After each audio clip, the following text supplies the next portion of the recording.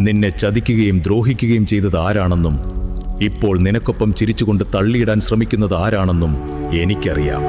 നന്മയോടെ നിന്നിട്ടും നിന്റെ കണ്ണീരിന് കാരണക്കാരായവരെ ഞാൻ കാണാത്തതല്ല. നിന്റെ കണ്ണിൽ നിന്ന് വീണ ഓരോ തുള്ളി കണ്ണീരും, നീ വിഷമിച്ച നിമിഷങ്ങളും എന്റെ കണക്കിലുണ്ട്. നീ വിഷമിക്കാതെ ധൈര്യമായിരിക്കുക. നിന്നോട് അനീതി പ്രവർത്തിച്ചവർക്ക് ഒരിക്കലും രക്ഷപ്പെടാൻ കഴിയില്ല. അവർക്ക് ഞാനൊരു സമയം കൊടുത്തിട്ടുണ്ട്. അതുവരെയും വിജയിച്ച സന്തോഷത്തിൽ അവർ കഴിയട്ടെ. ആ സമയം കഴിയുന്നത് മുതൽ നിനക്ക് വേണ്ടി ഞാനൊരു തുടക്കമിടും. അന്നു മുതൽ നീ അനുഭവിച്ച അതേ വഴികളിലൂടെ യാത്ര ചെയ്ത് സമാധാനമില്ലാതെ അവർ അലയുന്നത് നീ കാണും. നിന്റെ കണ്ണീരിന് മറുപടി കൊടുക്കുന്ന നാളുകൾക്ക് അധിക ദൂരമില്ല. നീ ഭയപ്പെടേണ്ട.